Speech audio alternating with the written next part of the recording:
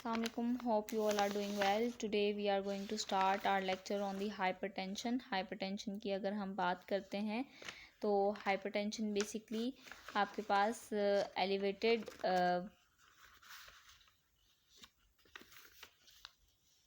Elevated blood pressure होता है कि आपका जो ब्लड प्रेशर है वो नॉर्मल वैल्यू से एक्सीड कर जाता है। इस कंडीशन को हम हाइपरटेंशन कह रहे होते हैं according to JNC guideline. JNC जो है हमारे पास जेएनसी की गाइडलाइन के अकॉर्डिंग जो नॉर्मल ब्लड प्रेशर है वो 180/120/180 mmHg है, और अगर इस वैल्यू से एक्सीड करेगा तो हमारे पास जो है वो क्या होगा, हाइपरटेंशन होगा। फार्माकोथेरेपी हम करते हैं हाइपरटेंशन को कंट्रोल करने के लिए। इसका जो अल्टीमेट गोल है वो क्या है, ताकि जो है कार्डियोवैस्कुलर रिस्क को डिक्रीज़ किया जाए और इसके अलावा ब्लड प्रेशर को नॉर्मल वैल्यूज़ तक लेके आया जाए। अब ट्रीटमेंट अप्रोच में हमारे पास दो तरीके के ट्रीटमेंट हैं, नॉन फार्माकोलॉजिकल और फार्माकोथेरेपी। नॉन फार्माकोलॉजिकल ट्रीटमेंट में हमारे पास लाइफस्टाइल मॉडिफिकेशन आ जाती है, और इसके अलावा जो है dash diet is the dietary approach to stop the hypertension. इसमें जो है लाइफस्टाइल मैनेजमेंट में ये है कि फ़िज़िकल एक्सरसाइज की जाए, लो फैट डाइट ली जाए, और इसके अलावा डिफरेंट जो आपके लाइफ में फैक्टर्स हैं जैसे कि स्ट्रेस रिडक्शन, इस चीज़ पर काम किया जाए जिसकी वजह से जो है आपके पास नॉन फार्माकोलॉजिकली हाइपरटेंशन का ट्रीटमेंट हो।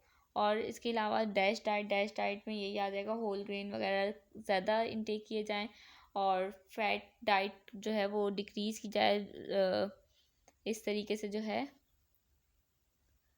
हम इसकी नॉन फार्माकोलॉजिकली जो है वो इसको ओवरकम कर सकते हैं। लेकिन फार्माकोथेरेपी के साथ नॉन फार्माकोलॉजिकल थेरेपी बहुत इम्पोर्टेंट होती है, क्योंकि ये तभी वर्क करेगी जब आप जो है अपनी लाइफस्टाइल से भी जो है वो चीज़ों को रिड्यूस करना स्टार्ट कर देंगे, स्ट्रेस रिडक्शन करेंगे, और जो है एक्सरसाइज को अडॉप्ट करेंगे, और डिफरेंट जो आपके पास हेल्दी पैरामीटर्स हैं जैसे कि हेल्दी खाना और low fat diet, junk food ना लेना, ये सब पैरामीटर्स अगर आप फॉलो करेंगे फार्माकोथेरेपी के साथ तो आप जो है वो हाइपरटेंशन को ओवरकम कर सकेंगे। हाइपरटेंशन को हम जो है साइलेंट किलर भी कहते हैं, क्योंकि ये इटसेल्फ जो है वो बहुत सी बीमारियों के साथ एसोसिएट होती है, और ये डिफरेंट कंडीशंस को जो है बॉडी में इंड्यूस करवा सकती है, तो इसलिए इसको हम साइलेंट किलर भी कहते हैं। अगर हम इसकी फार्माकोथेरेपी की बात करें तो हमारे पास जो है फर्स्ट लाइन एजेंट्स आ जाते हैं और सेकंड लाइन एजेंट्स आ जाते हैं। फर्स्ट लाइन एजेंट में हमारे पास थायजाइड डायूरेटिक्स आ जाती हैं। थायजाइड डायूरेटिक में हाइड्रोक्लोरोथायजाइड और क्लोरथैलिडोन, ये दो एग्जांपल्स हैं। ये बेसिकली करते क्या हैं, ये जो है आपके पास इंक्रीज़ कर देते हैं यूरिन की एक्सक्रीशन को, जिसकी वजह से डिक्रीज़ होता है ब्लड वॉल्यूम और ब्लड प्रेशर। ये बेसिक इसका मैकेनिज्म है जर्नलाइज। फिर एडीआर इसका क्या है, एडवर्स ड्रग रिएक्शन, हाइपोकैलीमिया हो जाता है इसमें, यानी कि कैल्शियम का लेवल बॉडी में डिक्रीज़ हो जाता है।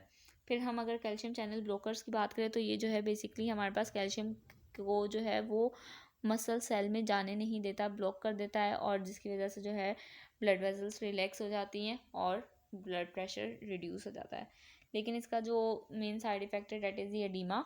फिर इसके अलावा हम बात करते हैं एसी इनहिबिटर्स की, that is the angiotensin converting enzyme inhibitor. इसमें हमारे पास लेजिनोप्रिल और एनार्प्रिल आ जाता है।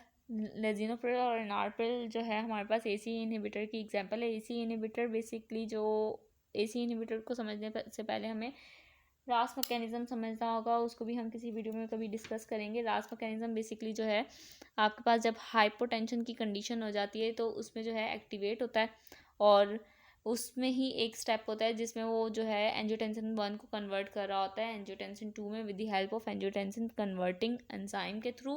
अब ये प्रोसेस हो रहा है वो क्यों हो रहा है, ताकि ब्लड प्रेशर को बढ़ाया जाए। लेकिन हाइपरटेंशन के केस में आपके बॉडी में पहले से ही जो है ब्लड प्रेशर हाई है, तो आप इस केस में क्या करेंगे, आप इस केस में इसको ब्लॉक करना चाहेंगे कि भाई एंजियोटेंसिन 1 एंजियोटेंसिन 2 में कन्वर्ट ना हो, तो आप जो है इस एंजाइम को, एंजियोटेंसिन कन्वर्टिंग एंजाइम को इनहिबिट कर देंगे। ठीक है, और जिसकी वजह से जो है आपके पास वेजो कॉन्स्ट्रिक्शन कम होगी। वेजो कॉन्स्ट्रिक्शन, जब वेजल्स कॉन्स्ट्रिक्ट होती है ना, छोटी हो जाती हैं, तो ब्लड प्रेशर इंक्रीज़ होता है। अब जब ब्लड प्रेशर डिक्रीज़ करना है तो वेजो कंस्ट्रिक्शन को डिक्रीज़ करना होगा, वेजो डायलेशन करवानी होगी। वेजो डायलेशन होगी तो हमारे पास जो है ब्लड प्रेशर भी जो है एलिवेट नहीं होगा। तो अब ये क्या कर रहा है कि आपके पास इसने एंजियोटेंसिन कन्वर्टिंग एंजाइम को इनहिबिट कर दिया, जिसकी वजह से आपका एंजियोटेंसिन 1 एंजियोटेंसिन 2 में कन्वर्ट नहीं हो पाया। अब आपके पास क्या होगा, वेजो कॉन्स्ट्रिक्शन रिड्यूस होगी टू सम एक्सटेंट, और इस तरीके से जो है ब्लड प्रेशर भी रिड्यूस हो जाएगा। लेकिन इसका जो पिन पॉइंटेड साइड इफ़ेक्ट है वो है ड्राई कफ। अब अगर हम बात करते हैं नेक्स्ट की, that is the angiotensin receptor blocker. अब अगर एंजियोटेंसिन 1 एंजियोटेंसिन 2 में कन्वर्ट हो गया with the help of angiotensin 2 angiotensin converting enzyme, तो अब हम क्या कर सकते हैं, अब हम एंजियोटेंसिन 2 को उसके रिसेप्टर पे लगने नहीं देंगे। तो इसके लिए जो हमारे पास ड्रग्स आती हैं डेट आर लोसर्टान एंड वालसर्टान, ठीक है। अब ये एंजियोटेंसिन 2 को उसके रिसेप्टर पे लगने नहीं देंगे, वेजो कंस्ट्रिक्शन रिड्यूस होगी, ब्लड प्रेशर भी इस तरीके से रिड्यूस होगा। इसका जो साइड इफ़ेक्ट है डेट इज़ दी हाइपोटेंशन। अब हम नेक्स्ट बात करते हैं सेकेंड लाइन थेरेपी की। सेकेंड लाइन थेरेपी में हमारे पास बीटा ब्लॉकर्स आ जाते हैं। बीटा ब्लॉकर्स में जो एग्जांपल है डेट आर मेटाप्रोलोल और एटिनोलोल।